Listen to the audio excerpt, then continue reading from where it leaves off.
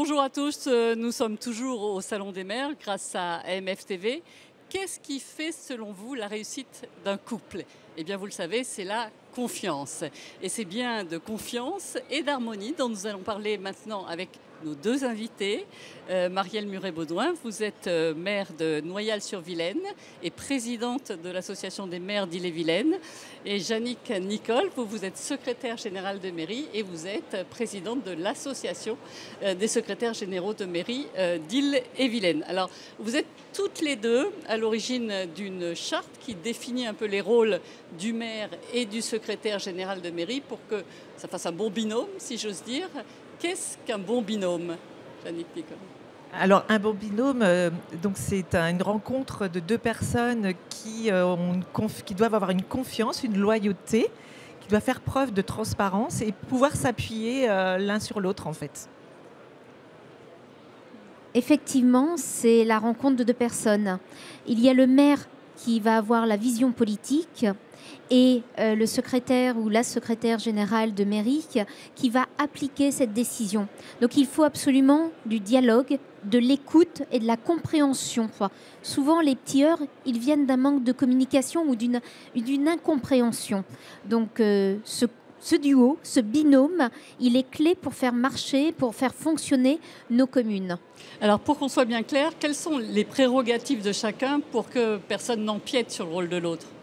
Eh bien, le maire, il porte le projet politique de son équipe et la secrétaire générale de mairie ou le secrétaire général de mairie met en œuvre la politique qui a été déterminée dans un programme par les élus. Et donc, nous avons aussi un rôle en fait de conseil juridique et de fiabiliser toutes les décisions qui peuvent être prises par les élus. Vous, qu'est-ce qui est important dans vos prérogatives par rapport aux prérogatives du secrétaire général de mairie? Alors, pour l'élu, c'est la confiance. C'est la confiance dans la personne avec laquelle il va travailler et surtout que les décisions prises soient sûres juridiquement. Et ensuite, il y a comment ces décisions, tout ce travail soit compris par nos habitants, présenté à l'équipe aussi municipale, parce que certes, je parle de binôme, mais ensuite, il y a une équipe municipale derrière qui va porter la décision qui est prise tous ensemble. Ça prend du temps pour installer une relation de confiance, une relation efficace au sein d'une mairie? Comme la confiance. La confiance, cela ne se décrète pas, cela se fait au quotidien. Donc c'est vrai que ça va être un travail de tous les jours, un travail d'écoute, de façon à ce que le maire, au fur et à mesure, lorsqu'il arrive, il sait des fois par un mot, ou voire même ne pose plus la question en se disant voilà, il y a ça à faire, et hop, et il sait que ça va être fait en toute confiance et que le travail sera sérieux et qu'il n'a pas besoin de revérifier. Donc c'est de l'expérience, c'est du temps, c'est de la compréhension, c'est de l'écoute mutuelle. Alors, à contrario, qu'est-ce qu'un binôme voué à l'échec? Eh bien, un binôme voué à l'échec, ce serait le secrétaire général de mairie, par exemple, qui ne donnerait pas sa place au maire. Et un maire qui prendrait aussi peut-être la place du secrétaire général de mairie, en fait. Vous avez un exemple en tête? Eh bien, effectivement, une secrétaire de mairie qui est installée depuis des années dans sa commune, une trentaine d'années, moi j'ai eu le cas, eh bien, elle a eu un peu de difficulté à donner les clés à un jeune maire qui n'avait pas de la culture de la territoriale et de ce fait, ça a été un petit peu compliqué. Et puis, il a fallu vraiment échanger avec des collègues, avec des élus maires aussi expérimentés pour essayer de trouver justement une compréhension entre les deux. Il y a eu besoin de médiation. La médiation, je pense que c'est important aussi si on peut aider à cette bonne création du binôme maire-secrétaire général de mairie. De votre point de vue, quel est le secrétaire général qui ne ferait pas l'affaire, si j'ose dire? Une personne qui prendrait la place du maire. Ça, c'est pas acceptable. Le maire, il est élu par les habitants. C'est lui qui est le garant du fonctionnement de la commune, qui porte le projet. Le secrétaire, il est là pour accompagner. Et donc, un secrétaire qui se prendrait pour un élu, c'est pas possible. Ça déséquilibre complètement les choses. Et puis, il n'a pas été élu, tout simplement, quoi. Donc, le secrétaire alors, doit vraiment écouter et accompagner le maire. C'est fondamental. Mais je dirais que le maire doit aussi écouter l'agent, écouter le secrétaire qui, lui, a l'expérience juridique, a l'expérience aussi... Écoutez, dans quel domaine, par exemple? Alors, ça peut être, par exemple, l'aspect réglementaire, la mise en place de certaines obligations, la mise en place d'un marché public, le fait qu'il y a des règles de sécurité à appliquer. Des fois, le maire dit « oui, c'est pas grave, ça peut se faire, allons, on dit rien, ça se fait ». Oui, mais le jour où il y a un problème, eh bien, ça retombe sur le maire et il ne faut pas qu'il oublie ça. Donc, il est important que ce dialogue se fasse et c'est pour ça que nous, on a travaillé une charte pour développer et rappeler à chacun quel est son rôle et son fonctionnement. Alors, on va peut-être la montrer, cette charte, puisqu'on en parle depuis le début de l'émission. En gros, cette charte, c'était pour éviter les malentendus. Cette charte, elle a été faite pour rappeler le rôle. C'est un petit outil très simple, pragmatique, qui permet de rappeler à chacun quel est le rôle, qu'est-ce qu'il fait et le fonctionnement. Et je dis même, surtout que l'on va avoir des nouveaux maires qui vont arriver, le secrétaire général de mairie, pour lui, ça peut être un outil, lui dire, voilà, comprenez bien à quoi ça va servir, quel est mon rôle, et du coup, comment on doit fonctionner ensemble.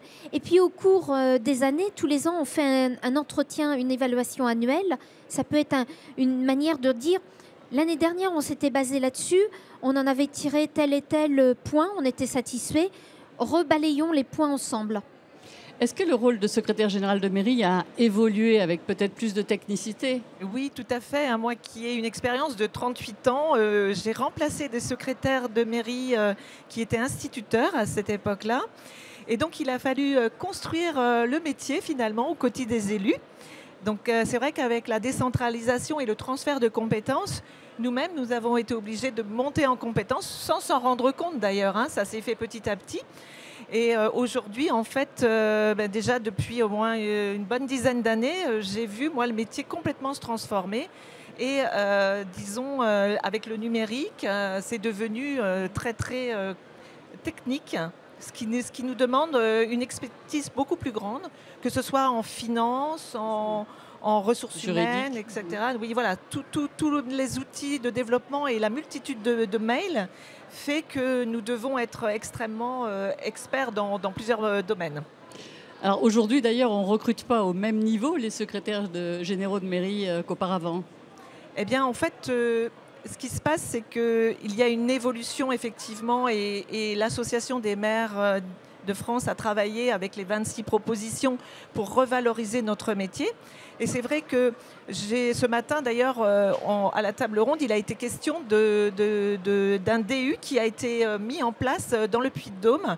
Donc, ça montre en fait que ce métier, puisque en fait, c'était une fonction au départ, mais c'est devenu vraiment un métier. Et je pense que ça mérite effectivement des études universitaires. C'est quoi un DU?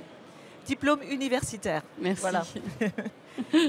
Et oui, et en plus là, maintenant avec l'intelligence artificielle, je pense qu'on va encore évoluer donc à travers donc des pratiques. Il va falloir se familiariser aussi avec ces outils-là et attention à la fiabilité aussi encore des procédures juridiques, parce que l'IA ne va pas remplacer quand même l'être humain, la personne qui va veiller à ce que ça colle bien avec la demande de l'élu en place. Du coup, c'est facile en ce moment de recruter un secrétaire général de mairie? Non, c'est compliqué. C'est compliqué, je dirais même la fonction territoriale est compliquée sur de nombreux postes. Un secrétaire général de mairie, c'est pour ça que Jannick Nicole parlait du fait d'avoir un diplôme pour la reconnaissance du métier, de façon à ce que la personne que l'on recrute, elle ait été accompagnée et tout. Et maintenant, comme c'est un métier qui s'est créé et qui se crée, donc il faut le faire connaître. Mais moi, je dis que c'est un métier passionnant, c'est un métier de terrain qui est fondamental, vraiment fondamental. Et de plus en plus indispensable au maire. Ah ben oui, le maire... il a peut-être la vision, mais il ne va pas tout faire, il ne peut pas être tout seul. Un maire, c'est une équipe d'élus, mais c'est aussi une équipe d'agents. Et les agents, et la première porte d'entrée, la première clé, c'est le secrétaire général de mairie qui permet de faire fonctionner au quotidien la mairie. Alors vous pensez que dans ces conditions, il faudrait un statut du secrétaire général de mairie, comme on est en train d'en mettre un en place pour le statut de l'élu? Je pense que oui, ce serait intéressant d'avoir un statut indispensable parce que ça permettrait aussi de la mobilité sur cette profession, parce que pour pouvoir se renouveler, vous voyez, moi je fais partie d'une génération de secrétaires de mairie qui est restée en place une bonne trentaine d'années dans la même mairie. Et j'ai rejoint, moi, le centre de gestion en secrétaire de mairie itinérante, secrétaire général de mairie itinérante. Et je suis très contente de l'avoir fait parce que chaque mairie est vraiment très particulière. Il n'y a pas une mairie qui se ressemble en France. Et puis, de voir des réalités différentes, c'est quand même très important. Et je pense que le statut permettrait justement aux secrétaires généraux de mairie peut-être de muter vers des communes plus importantes aussi, voyez. Donc voilà, mais je crois que c'est bien parti au niveau de l'Association des maires de France. Ils nous soutiennent énormément sur le métier. Alors là, il va y avoir un changement de mode de scrutin pour les communes de moins de 1000 habitants. Comment vous appréhendez ce mode de scrutin? Alors, ce changement implique plusieurs choses. D'abord, c'est la création d'une liste. Jusqu'à présent, les moins de 1000 habitants, il y avait des personnes qui se présentaient et puis on rayait les noms. Là, l'équipe qui va se présenter, c'est l'équipe, je dis bien, c'est une équipe, ce n'est plus une personne, complète, ouais. Une équipe complète ou quasiment complète. Il y a quelques petits ajustements, et il y a aussi le respect de la parité qui doit être mis en place. Donc ça veut dire que l'équipe qui va se présenter, le point intéressant, c'est qu'elle va devoir réfléchir en amont au projet qu'elle va devoir porter. On ne se présente plus sur un nom ou parce que monsieur Untel est sympa, monsieur ou madame Untel est très sympathique et on l'aime bien dans le village. Là, il faut qu'ils apprennent à travailler ensemble. Sur un projet. Donc. Sur un projet et à partager la même idée. Et ensuite, cette équipe, elle va arriver dans la mairie. Et donc, effectivement, là, le secrétaire général, pour lui, ça ne change, je ne pense pas fondamentalement, son travail va être là, mais en sachant que il a une équipe. Alors peut-être qu'il va y avoir, de façon un peu plus marquée que précédemment, des oppositions plus affichées. C'est peut-être le point qu'il va falloir apprendre à gérer. Mais bon, c'est la démocratie. Les oppositions, elles existaient dans certains conseils de façon très naturelle. Donc il n'y avait pas de souci. Là, peut-être qu'elles vont être un peu plus officielles. Voilà. Jannick Nicole, est-ce que cette période de campagne électorale est plutôt délicate pour les secrétaires généraux de mairie? Oui, c'est délicat parce qu'il faut bien rester donc à sa place, comme on le disait. Donc voilà, rester neutre. Et c'est vrai, quand vous avez travaillé pendant des années avec un maire qui ne se représente pas et que vous devez accueillir une nouvelle équipe, il faut être prêt à cela, quoi, avoir vraiment se détacher peut-être de son précédent maire, enfin du duo là, pour en reformer un autre. Donc il faut se renouveler, il faut pouvoir se renouveler et puis se remettre en question. Quels sont les écueils qu'il faut essayer d'éviter dans ces périodes un peu délicates? La communication, voilà, il faut que l'on puisse informer le maire, d'être attentif à ses communiqués, voilà. Qu'il fasse en communication ce qu'il faisait les années précédentes et de ne pas faire un bilan de campagne, un bilan de son mandat, je veux dire. Voilà. Alors, je vous pose la question à toutes les deux. Pour les nouveaux maires qui vont être élus en mars prochain, quels conseils leur donneriez-vous? Eh bien, moi, je dirais qu'il faut prendre le temps de se connaître, comme on a dit au tout début.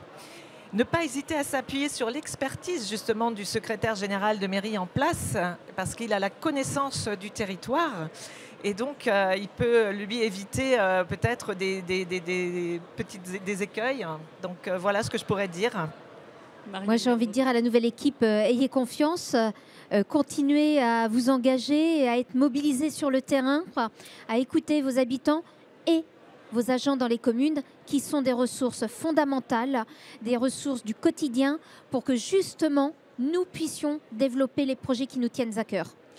Merci beaucoup, mesdames, pour ce bon binôme. Je vous souhaite à tous un très beau salon des maires. À bientôt. Merci.